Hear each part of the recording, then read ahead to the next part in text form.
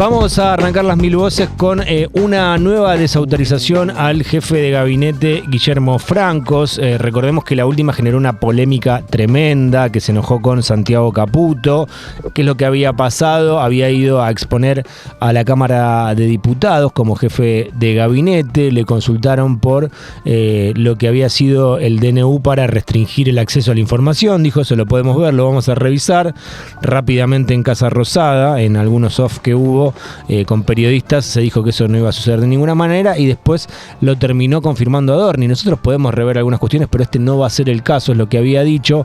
Generó una discusión telefónica con Manuel Adorni y Guillermo Francos, y después tuvo otra con Santiago Caputo. Después recuerdan ustedes que hubo una foto entre Caputo y Karina Milei, que la sacó Catalán, para decir, che, está todo bien, no se están peleando. Anteriormente a eso, también en el contexto de la negociación por la ley de bases y el paquete fiscal, Francos dijo que iba a estudiar algunas cuestiones que le proponían los gobernadores cuando se encontraron.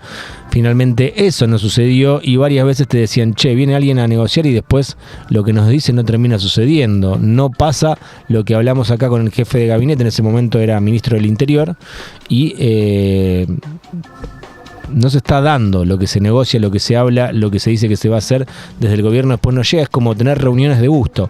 Bueno, ¿qué pasó en la última semana?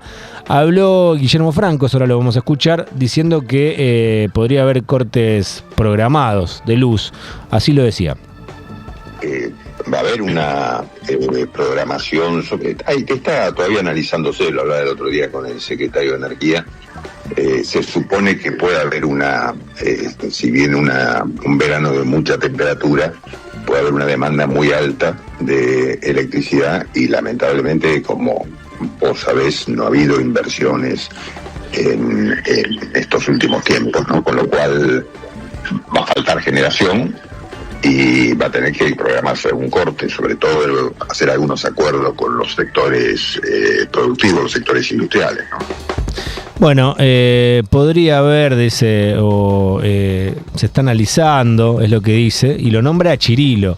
Bueno, salió Chirilo a aclarar esto no va a suceder y así lo hacía el secretario de Energía. El jefe de gabinete dijo que va a haber cortes programados, ¿es así? Sí. Mira, no es tan así. Quizás estamos acostumbrados al término de cortes programados. Uno, para programar cortes, tiene que tener una inmediatez muy cercana a un momento que estamos hablando de diciembre, enero, febrero y marzo, sí, ¿no? Ahora bien, también se puede usar el término de cortes programados. Vos fíjate que el jefe de gabinete dice con acuerdos con industrias, ¿no? Entonces, sí es parte del plan que me gustaría transmitirte brevemente, que estamos elaborando desde hace un tiempo, donde se le ofrece a la demanda que voluntariamente quiera reducir su capacidad de contratación de potencia y con eso alivianar la red. Bien, acá dice, bueno, lo que dice el jefe de gabinete no es tan así, lo dice Chirilo, una nueva desautorización a Guillermo Francos, o por lo menos hay un nuevo problema de comunicación. Adorni también hablaba sobre lo que había dicho Francos. Por supuesto que estos cortes, los esfuerzos están hechos en que no le afecten a la gente, por supuesto. La verdad que hablar del verano es hacer futurología, porque no sabemos a ciencia cierta ni el nivel de temperaturas que va a haber, ni, en virtud de ello también, el nivel de demanda que va a haber, así que no es muy difícil sacar una conclusión de qué es lo que vamos a observar en el verano. Por supuesto que todos los esfuerzos y todas las previsiones están hechas, hay variables que escapan a lo que uno pueda analizar a esta altura del año. No sé si me quedo sin responder alguna otra pregunta, discúlpame. Bueno, no podemos hacer futurología lo que dice Manuel Adorni. Bueno, queda también como una contradicción con lo que venía diciendo el jefe de Igual hay un servicio meteorológico. Guillermo Francos. Digo esto porque en España, por ejemplo, anticipan ahora cómo va a ser el invierno de España. Claro. Para eso sirven los sistemas métricos de medición. Claro. Sí, se puede hacer una previsión de mínima. Bueno, vamos a empezar a repasar lo que fue Javier Milei en la ONU, primer discurso del presidente en las Naciones Unidas. Y dijo que la Argentina va a abandonar la posición neutral, así lo decía. Esta doctrina de la nueva Argentina no es más ni menos que la verdadera esencia de la Organización de las Naciones Unidas, es decir, la cooperación de naciones unidas en defensa de la libertad. Si las Naciones Unidas deciden retomar los principios que le dieron vida y volver a adaptar el rol para la que fue concebida, cuente con el apoyo inclaudicable de la Argentina en la lucha por la libertad. Sepa también que la Argentina no acompañará ninguna política que implique la restricción de las libertades individuales, del comercio ni la violación de los derechos naturales de los individuos. No importa quién la promueva ni cuánto consenso tenga esa institución.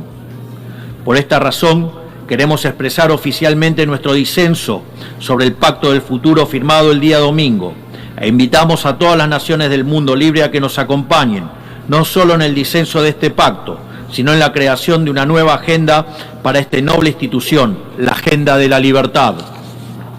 A partir de este día, sepan que la República Argentina va a abandonar la posición de neutralidad histórica que nos caracterizó y va a estar a la vanguardia de la lucha en defensa de la libertad. Porque como decía Thomas Paine, aquellos que desean cosechar las bendiciones de la libertad deben como hombres soportar la fatiga de defenderla. Que Dios bendiga a los argentinos y a todos los ciudadanos del mundo y que las fuerzas del cielo nos acompañen. ¡Viva la libertad, carajo! Muchas gracias. Bueno, así termina un poco lo que nos decía Gila Vilker ayer cuando Milei tiene este tipo de reacciones o actitudes que por ahí al principio eran un hitazo y que ahora debería como escribir nuevas canciones para parafrasear a Axel Kicillof cuando fue al Congreso también, que dice hola a todos. Bueno, ayer en la ONU también este tipo de cierre. ¿Imita a Alf? ¿Qué hay de nuevo, viejo? Vamos a escuchar un momento más de Milei para después hacer un análisis sobre lo que fue la participación y lo que dicen muchos expertos de la diplomacia argentina sobre la participación de Milei en la ONU. En algún momento, y como suele ocurrir con la mayoría de las estructuras burocráticas que los hombres creamos, esta organización dejó de velar por los principios esbozados en su declaración fundante y comenzó a mutar. Una organización que había sido pensada esencialmente como un escudo para proteger el reino de los hombres, se transformó en un leviatán de múltiples tentáculos que pretende decidir no solo qué debe hacer cada Estado-nación, sino también cómo deben vivir todos los ciudadanos del mundo. Bueno, a ver, vamos a leer una nota que me parece bastante oportuna para tratar de entender un poquito lo que estábamos escuchando.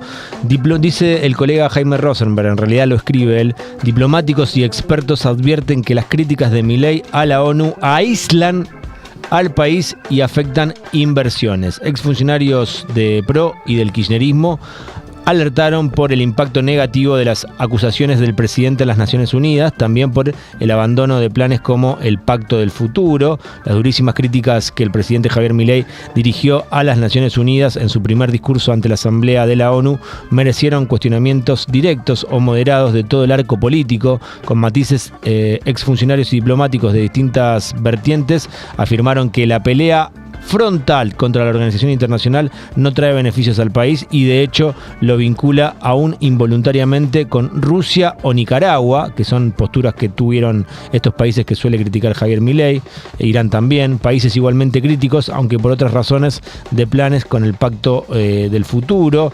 Fue bueno el reconocimiento de la ONU y buenas sus críticas a sus errores, pero considero pésimo disociarse de la agenda aprobada por 143 países. Milei está yendo en contra de 143 países encabezados por Estados Unidos, que es con quien dice que se quiere alinear, con China, con la Unión Europea, con los socios del Mercosur, con Rusia, con Irán, con Bielorrusia, con Corea del Norte y Venezuela y Nicaragua, dijo La Nación el ex embajador en Washington, Diego Guelar. Bueno, alguien del PRO que lo está criticando. Hay varias críticas de diplomáticos. Si pueden, lean la nota de Jaime Rosenberg en La Nación para tratar de entender qué significa o qué puede llegar a pasar a partir de este discurso de Javier Milei en las Naciones Unidas. Muchos dicen, che, Argentina está aislado del mundo. Bueno, esto aparentemente por los expertos aislaría mucho más a nuestro país. Vamos a escuchar a Petro, el presidente dijo lo siguiente.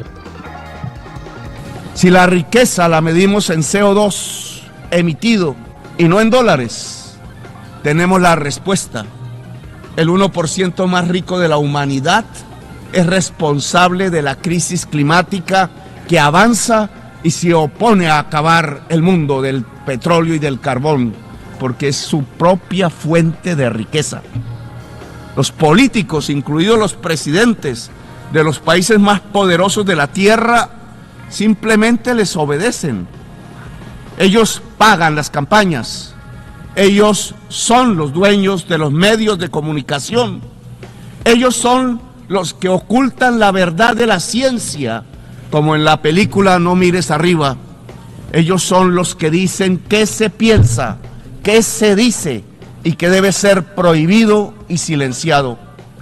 En su poder de prohibición y censura gritan ¡viva la libertad, carajo! Pero es solo la libertad del 1% más rico de la población mundial.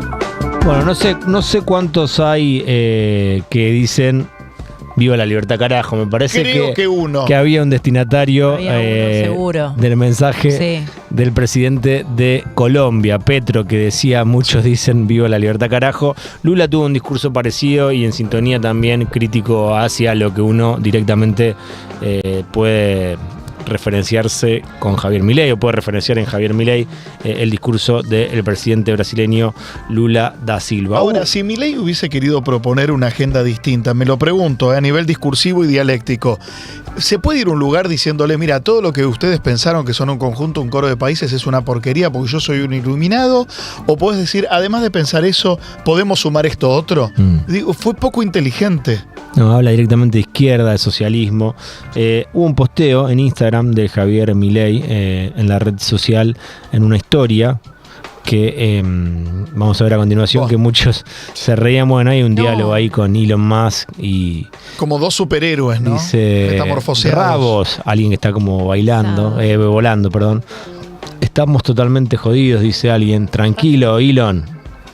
Y aparece Milei y dice, no estás solo, juntos daremos batalla. ¿Batalla qué? Y se da la mano. Miremos arriba que hay una bandera del colectivo LGBTIQ+, también la bandera de las de Palestina también a la trans, derecha. La bandera palestina. Digo, me parece que hay un licuado que se armó que no entiendo qué quiere comunicar. Sí. Y además, ¿quién le pide que dar batalla a la comunidad? No Sería entiendo. bueno que hagan batalla contra el fuego en Córdoba, que se están prendiendo fuego. Ejemplo. Bueno, eso es una contradicción ahí, porque no creen en el cambio climático y ahora tienes que ir a... ¿Pero va para qué? A Córdoba. Porque también lo vimos en Bahía Blanca diciendo ustedes se pueden arreglar solos. Se pueden arreglar solos, exactamente. Bueno, cambiamos de tema. Esto ha sido ya lo que tiene que ver con el paso de Milei por la ONU. Hemos visto la desautorización a Guillermo Francos, otro capítulo más de la pelea entre Cristina Fernández de Kirchner y Luis Toto Caputo. Tuitea un video, Cristina, vamos a ver primero qué es lo que dice gráficamente. Buen día, señor ministro, espero que hoy esté menos misógino y agresivo que ayer. Ajá. Vio que tenía razón, le dice Cristina, no hay que ser mentiroso con los números, sobre todo cuando hay tanto riesgo y testimonio, tanto registro y testimonio. 2 más 2 es 4 y los números de la deuda de la Argentina al 2015 revelaban el desendeudamiento operado en los 12 años anteriores. Escuché lo que decía Duhovne, ministro de Hacienda, escuche, le dice, lo que decía Duhovne, ministro de Hacienda y colega suyo en el gabinete de su ex jefe Mauricio Macri, acerca del nivel de endeudamiento que tenía el Estado, las empresas y las familias en Argentina cuando terminamos nuestro gobierno en diciembre de 2015. ¿Sabe qué pasa con el decreto que publicaron ayer y les da... no llego a leer, patente de corso para reestructurar la deuda sin pasar por el Congreso? No queremos que vuelvan a empapelar a los argentinos con títulos de deuda por montos y tasas de intereses impagables, como hizo Sturzenegger en el 2001 con el megacanje que terminó en default, otro ministro que ahora está en el gobierno. Y ministro, si está fracasando otra vez, sería difícil tener un resultado diferente con las mismas políticas. Hágase cargo y no se enoje con nosotros. Y este es un archivo de Nicolás Dujovne diciendo que cuando llegó Mauricio Macri al país como presidente estaba totalmente desendeudado, venía de una gestión kirchnerista, la de Cristina, el segundo mandato, y lo que da a entender Dujovne es que recibieron un país desendeudado del kirchnerismo. Tiene algunos motivos críticos, pero no deja de decir que estaba desendeudado. Vamos a ver el video. Entonces, la Argentina hoy tiene niveles de endeudamiento bajísimos, tanto a nivel del gobierno, como a nivel de las empresas, como a nivel de las familias. El gobierno argentino hoy tiene una deuda neta, si le restamos lo que se debe a sí mismo después de que nacionalizó los fondos de pensión, de 20% del PIB. Si le sacamos de eso los organismos internacionales, 16, y de esos 16 puntos, 8 denominados en moneda extranjera. Es una deuda realmente muy baja. Las empresas tienen un endeudamiento inferior a 1/3 de su patrimonio. Son niveles de apalancamiento bajísimos en cualquier medida regional o internacional. Y las familias dedican nada más que 5% de su ingreso disponible al pago de... tienen un nivel de endeudamiento equivalente al 5% de su ingreso anual disponible. Es decir, es un nivel de deuda bajísimo, de los más bajos del mundo. Bien, Nicolás Dujovne hablando de que el nivel de la deuda es muy bajo, o era muy bajo en el 2015 cuando el gobierno de Mauricio Macri recibió a este país, algo que contradice y refuta todas las veces que dicen que el gobierno de Cristina había dejado una deuda impagable y que por eso se tuvo que pedir el préstamo al Fondo Monetario Internacional. Lo pone al ministro de Economía de Macri para contradecir al ministro de Economía de Macri también, ahora con Javier Milei. Para cerrar, me pregunto si este es un nuevo capítulo de la interna La Cámpora Axel Kicillof. Está viralizado en un momento con un corte antes de una explicación que hace Guado de Pedro. Nosotros vamos a escuchar todo el tramo y ustedes van a interpretar lo que les parezca en base a lo que van a escuchar.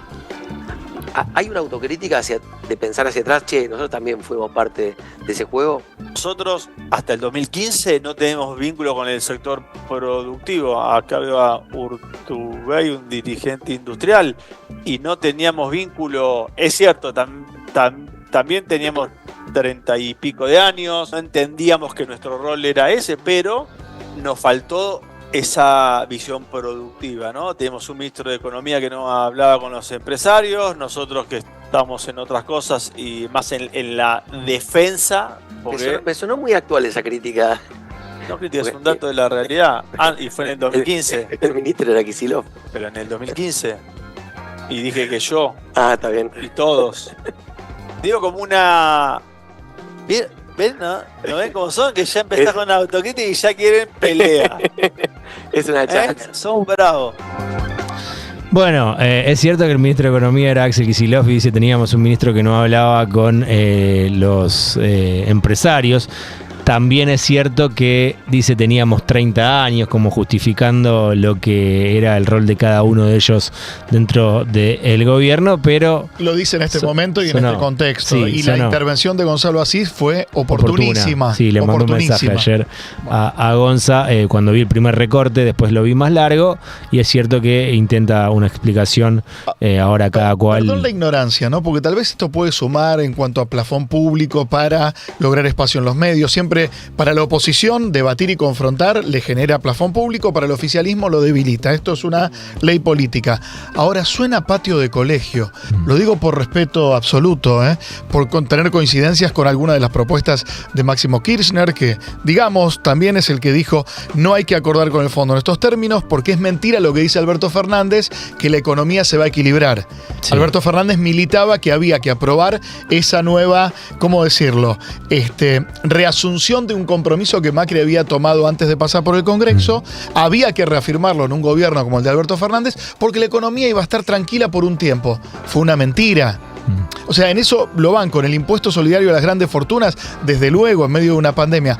Ahora, jugar a la interna en este momento, donde el caldero está hirviendo, donde el jubilado llega a menos del 10, donde el laburante que no tiene un buen acompañamiento sindical va a pedir un aumento de sueldo con miedo a que lo rajen porque hay una fila de 300 afuera, donde los alimentos siguen aumentando, donde los medicamentos ahora PAMI le quitó o desreguló muchos de ellos, donde las prepagas son impagables. Digo, ¿es necesario? ¿A quién le suma?